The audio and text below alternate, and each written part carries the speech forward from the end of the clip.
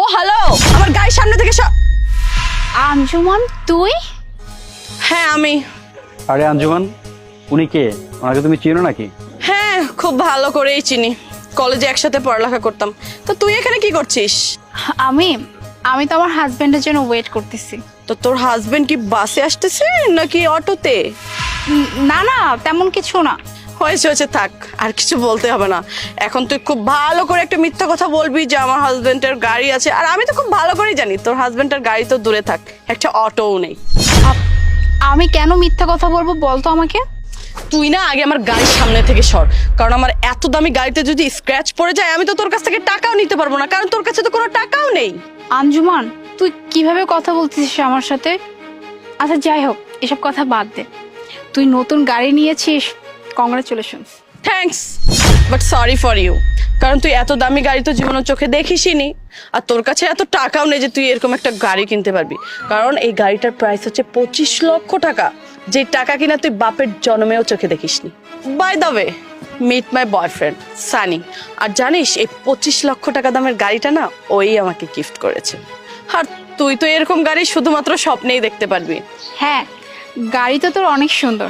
সানি, একটা কথা জানো, ও আর আমি যখন একসাথে এক কলেজে পড়ালেখা করতাম না, তখন আমাদের কলেজে যত ছেলেপেলে আছে সব ওর পিছনে ঘুরঘুর করতো, আমার দিকে তো কেউ ঘুরেও তাকাতো না। সবাই কি বলতো জানো, এই যে দেখো মোনার ড্রেসিং সেন্স, দেখো মোনার আইস, মোনার হেয়ার স্টাইল। আর এখন দেখো না কি অবস্থা, একটা নর্মাল একটা শাড়ি পরে রাস্তার মধ্যে দাঁড়িয়ে আছে। আচ্ছা, কলেজ লাইফে তো খুব বড় বড় কথা বলতি। ও কি বলতো জানো, ও বলতো কি আমি যাকে বিয়ে করব সে লাখে একজন হবে। তাই এখন তো দেখেই বোঝা যাচ্ছে সে কত লাখে একজনকে পেয়েছে। তার সেই লাখে একজন তাকে কিভাবে একটা নর্মাল শাড়ি পরে এই রোদের মধ্যে মাঝ রাস্তায় ফেলে গিয়েছে। অথচ দেখ, আমার বয়ফ্রেন্ড 24 আওয়ার্স আমার সাথেই থাকে, আমি যেখানেই যাই না কেন ও সব সময় আমার পিছনে আমার ছায়ার মতো থাকে। ও জানিস আমাকে অনেক বেশি ভালোবাসে। আমি কেন ভালোবাসা নিয়ে কথা বলবো বল? ভালোবাসা নিয়ে কথা বলো তো তারা, যাদের আসলে ভালোবাসা থাকে না। আর যাদের জীবনে ভালোবাসা থাকে তাদের না ভালোবাসা নিয়ে কথা বলতে হয় না, কারণ ভালোবাসা এমনিতেই প্রকাশ পায়। আর আমার হাজবেন্ড তো আমাকে অনেক ভালোবাসে, ওই যে বললাম অনেক যত্ন করে, আমার অনেক দেখাশোনা করে। আমি আমার হাজবেন্ডকে পেয়ে অনেক খুশি। আমি তো এখানে আমার হাজবেন্ডের জন্যই ওয়েট করতেছিলাম। হয়েছে হয়েছে মনে, আর বড় বড় লেকচার দিতে হবে না। তোর মতন গরিবরা না এই বড় বড় কথাই বলতে পারে, কারণ তোদের কাছে তো পয়সা নেই, টাকা নেই, তো তোরা আর কি বলবি, এই বড় বড় কথাই তো বলবি। এখন ভাষণ দিবি যে ভালোবাসা দিয়ে এটা হয় ওটা হয়। আসলে কি জানিস, ভালোবাসা দিয়ে না কিচ্ছু হয় না, ভালোবাসার পাশাপাশি টাকাও থাকতে হয়, যেটা কিনা তোর নেই। আরে আঞ্জুমান, বাদ দাও তো। ওর স্বামী প্রতিদিন কয় টাকা ইনকাম করে? বড় জোর 2-4-500 টাকা। আর আমাকে দেখো, আমি প্রতিদিন 20,000 টাকা ইনকাম করি। এটা ওরা কি জানবে বলো? বাহ, দারুণ তো। তার মানে তোদের তো অনেক ইনকাম, আর তোরা দুজন একসাথে আছিস, একসাথে অনেক হাসি খুশি আছিস। তাই আমি কি সাজেস্ট করি জানিস, তুই বিয়ে করে ফেল, তাহলেই ভালো। যেহেতু তোরা একসাথে আছিস, তোরা অনেক ভালো আছিস। আর তুই তো আমার ব্যাপারে জানতি, কলেজে থাকাকালীন আমার কোনো বয়ফ্রেন্ড ছিল না। আমি আসলে নিজে থেকে কোনো বয়ফ্রেন্ড করিনি, বিকজ আমি রিলেশনশিপ পছন্দ করতাম না। আমি তো ডিরেক্টলি বিয়ে করে ফেলেছি। তাই আমি বলি কি, তোরাও এক কাজ কর, বিয়ে করে ফেল, ভালো হবে। দেখ, আমি বিয়ে করব কি করব না সেটা বিষয় না তোর নাক গলানোর কোনো দরকার নেই। তুই নিজের অবস্থাটা দেখ না, তুই কলেজ লাইফে কি ছিলি আর এখন তোর অবস্থাটা কি। কলেজ লাইফে তোর ফিগার দেখলে না সব ছেলে ক্রাশ খেত, আর এখন দেখ, এখন যদি ওই ছেলেগুলো তোকে দেখে না উল্টো পায়ে দৌড় দিবে, বুঝতে পেরেছিস? আর একটা কথা কি জানিস, কলেজ লাইফে না তোকে দেখে না আমার অনেক জেলাস ফিল হতো, কারণ সব ছেলেরা তোর পিছনে ঘুরঘুর করতো, আমার দিকে তো কেউ চোখ তুলেও তাকাতো না। বাট একটা কথা কি জানিস, এখন তোকে দেখে না আমার মনটার ভিতর অনেক শান্তি লাগতেছে। আরে আঞ্জুমান, তুমি কি বলছো সব? হ্যাঁ, তুমি কোথায় আর ওরা কোথায় বলো? কি বললি তুই? কলেজে থাকা অবস্থায় তুই আমাকে জেলাস করতি? ভালোই হয়েছে রে, আজকে অন্তত তো জেনে নিলাম যে তুই আমাকে জেলাস করতি। আর তুই যেন কি বললি, হ্যাঁ, যে ছেলে বললে আমার পিছু পিছু ঘুরতো, ওই ছেলেগুলো যদি এখন আসে তাহলে রিগ্রেট ফিল করবে? কেন রে, কি খারাপ আছে আমার এই গেট আপে? শোন, একটা কথা বলি, ওইসব ছেলের রিগ্রেট ফিল করুক আর না করুক আমার কিছু যায় আসে না, কারণ আমার হাজবেন্ড আছে, আর আমার হাজবেন্ড না আমাকে অনেক ভালোবাসে।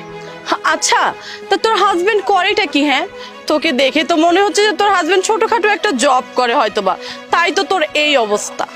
আচ্ছা, তোর হাজবেন্ড করেটা কি? হ্যাঁ শুনি, তোকে দেখে যা মনে হচ্ছে তোর হাজবেন্ড হয়তো ছোটখাটো একটা জব করে যেখানে কিনা 10,000 অথবা 15,000 টাকা বেতন পায়, আর আমার বয়ফ্রেন্ড জানিস পার ডে 1 লক্ষ টাকা ইনকাম করে। তাহলে তুই হিসাবটা মিলিয়ে নে মাসে কত টাকা ইনকাম করে আমার বয়ফ্রেন্ড।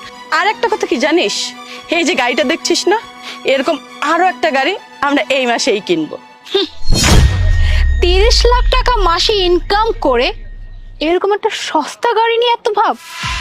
অবশ্য কিছুক্ষণ আগে না আমার খারাপ লেগেছিল যে তুই আমার কলেজে থাকাকালীন আমাকে নিয়ে অনেক জেলাস করতি, কিন্তু এখন কি মনে হচ্ছে জানিস, এখন মনে হচ্ছে তুই যদি ওই সময় জেলাস না করে তুই যদি নিজে পড়াশোনা ঠিকঠাক মতো করতি, নিজের পায়ে নিজে দাঁড়াতি, তাহলে তুই আজকে একজন ওয়েল এস্টাবলিশ হতি, নিজের টাকায় নিজে চলতি, নাকি এরকম বয়ফ্রেন্ডের টাকা চলতে হতো না খেতে হতো।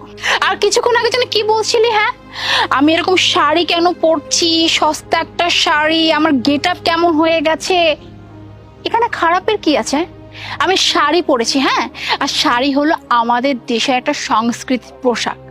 কি মনে করেছিস এরকম ওয়েস্টার্ন আউটফিট পরলে, শর্টস ড্রেস পরলে খুব আপডেট হওয়া যায় না? খুব ভালো লাগে দেখতে। আর এরকম শাড়ি পরলে খুব সস্তা দেখায়, খুব লো কোয়ালিটি দেখায়, কোনো মূল্য থাকে না, তাই না? ও প্লিজ, মুখটা না এখন একটু বন্ধ কর, বুঝতে পেরেছিস? সংস্কৃতির নাম করে না এত বড় বড় লেকচার দিতে হবে না। তোর হাজবেন্ড তোকে এইভাবে রেখেছে বিধায় তুই এভাবে চলছিস। আমি কোনো বাহানা বানাচ্ছি না, বাহানা বানানোর কোনো প্রয়োজনই নাই। কেন জানিস? কারণ আমার হাজবেন্ড এমন একজন মানুষ আজ অব্দি কোনো কিছুতে না আমাকে বাধা দেয় নাই। সে সবসময় বলেছে তোমার যা কিছু পছন্দ হয় তুমি পড়ো, আমার দিক থেকে কোনো অবজেকশন নাই। শুধু আমার হাজবেন্ড কেন, তুই জানিস আমার শাশুড়ি পর্যন্ত এই কথা বলেছে তুমি যে ড্রেস পরতে পছন্দ করো তুমি সেই ড্রেস পরো, আমাদের ফ্যামিলি থেকে এই নিয়ে কোনো অবজেকশন নেই। তোমার কমফোর্ট জোন আগে। ওই যে কমফোর্ট জোন, তো খুব ভালো করে জানিস যে আমি সব সময়ের জন্য না এরকম সিম্পলি ড্রেস আপ পরতে পছন্দ করতাম। আমি নিজে শাড়িতে অনেক কমফোর্ট ফিল করি, দ্যাটস ওয়াই আমি এরকম শাড়ি পরি। এই বলে না যে আমার হাজবেন্ড আমাকে না করে, আমার হাজবেন্ডের টাকা নাই তাই আমি এরকম শর্ট শর্ট ড্রেস পরতে পারি না, এমন কিছু না। ও আচ্ছা, তাই বুঝি? তা তোদের ওখানে বুঝি এরকম একটা ফ্যামিলিকে যে কিনা 20 থেকে 40,000 টাকা ইনকাম করে, তাও আবার মাসে, তাদেরকে অনেক বড়লোক বলা হয়? মোনা চলো তাহলে। আপনি কে? আরে তুমি এসব কি বলছো? তুমি স্যারকে চিনো না? স্যার তো হচ্ছে আমাদের এএসপি। আমি ওর হাজবেন্ড। কি বললে? এসপি? এসপি মানে? হ্যাঁ আঞ্জুমান, তুই ঠিকই শুনেছিস, আমার হাজবেন্ড একজন এএসপি। আর শুধু আমার হাজবেন্ড কেন, আমার শ্বশুরের না এক্সপোর্ট ইম্পোর্টের বিজনেস আছে। আর তুই কি যেন বললি তোর গাড়ির দামও 30 লাখ টাকা। আঞ্জুমান, এইরকম গাড়ি না গ্যারেজে না পড়ে আছে, এর থেকেও দামি দামি গাড়ি, কিন্তু না কখনো তোর মতো এরকম অহংকার করি নাই। তুই আসলে আগেও যেমন ছিলি এখনো তেমনই আছিস। তুই অলওয়েজ না টাকার পিছনে দৌড়াচ্ছিস, তোর কাছে টাকাটা অনেক ইম্পর্টেন্ট, ভালোবাসা না। কিন্তু দেখ, টাকা তোর কাছেও আছে, টাকা আমার কাছেও আছে, কিন্তু আমার কাছে শুধু টাকা না, আমার কাছে সম্পর্কটাও আছে। তুই যে এত টাকা টাকা করছিস না, টাকা দিয়ে কিছুই হবে না। একটা ভালো সম্পর্ক থাকলে না জীবনটাই বদলে যায়। তাই এখনো সময় আছে, নিজেকে বদলানোর চেষ্টা কর। টাকা তো অনেক কামানো যাবে, কিন্তু সম্পর্ক যদি না কামাতে পারিস না, কোনোদিনও সুখী হতে পারবে না। মোনা, অ্যাকচুয়ালি আমি এক্সট্রিমলি সরি। আমি না বুঝতে পারিনি আমি কি থেকে কি বলে ফেলেছি। তুই তো আমার ফ্রেন্ড ছিলি, তাই না? ফ্রেন্ড মনে করে আমাকে ক্ষমা করে দে প্লিজ।